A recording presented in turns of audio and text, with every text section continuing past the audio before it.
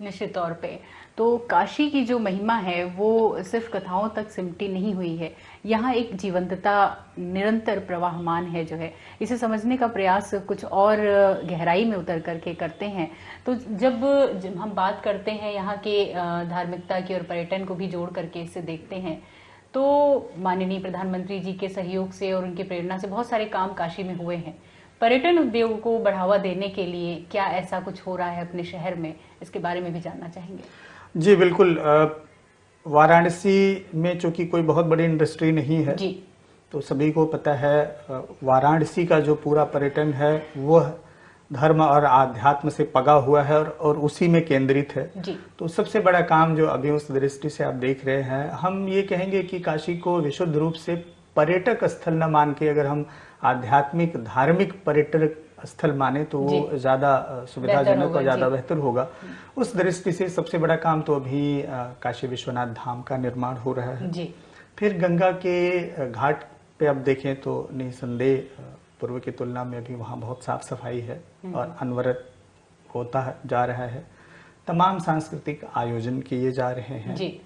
तो ऐसे तमाम चीज़ों का निर्माण हो रहा है जिससे कि यहाँ के पर्यटकों को यहाँ पे आने का आकर्षण हो। और अभी अगर आप शाम को 6 बजे के बाद वोटिंग करें तो पूरा काशी आपको लाइट, विभिन्न कलर के, विभिन्न रंगों की लाइट से सारी जो इमारतें हैं खूबसूरत वो जगमगाती मिलेंगी।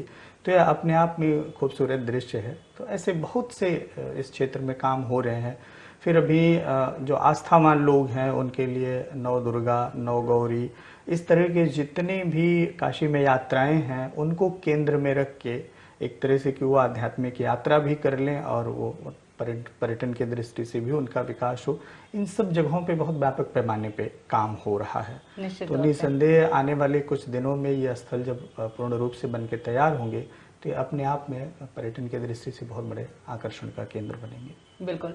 तो जब काशी की तरफ कोई रुख करता है तो ऐसा माना जाता है कि जो बुजुर्ग दंपत्ति होते हैं या जो थोड़े से मैच्योर हो जाते हैं वो काशी आना पसंद करते हैं। लेकिन युवा पीढ़ी की भी चाहत अब इधर बढ़ रही है। तो युवाओं को ध्यान में रख करके क्या कुछ ऐसा भी विकसित करने की योजना है जिससे कि उनका भी रुझान बढ़े इस तरफ, जैसे कि स्पोर्ट्स वगैरह से रिलेटेड? जी, जैसे बनारस के बारे में बहुत सारे विद्वज्जनों का ये कहना है कि काशी मोक्ष का द्वार है। जी। ठीक है, मुक्ति स्थल नहीं है बल्कि मोक्ष का द्वार है। तो युवाओं के लिए तो यह संघर्ष का द्वार है और उम्मीदों का द्वार है। जी। जब सारी उम्मीदें खत्म हो जाएंगी तो काशी एक उम्मीद देगी, ऐसा मैं निसंदेह रूप से मानता हूँ।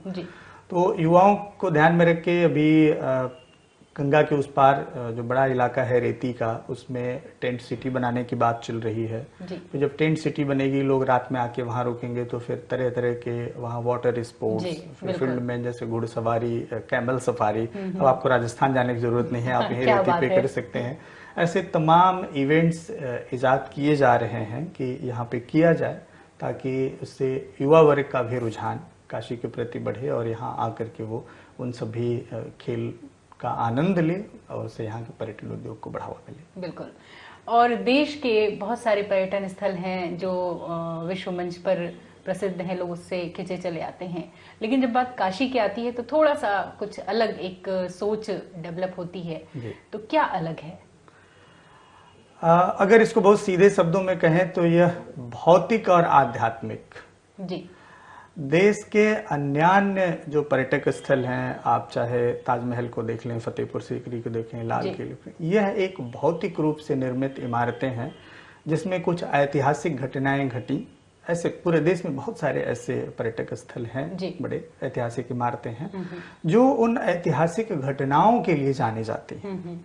लेकिन काशी में ऐसी एक भी इमारत नहीं है जो सिर्फ अपनी ऐतिहासिक घटना के लिए जाने जाती है, वो अपनी धार्मिक और आध्यात्मिक यात्रा के लिए जाने जाती है।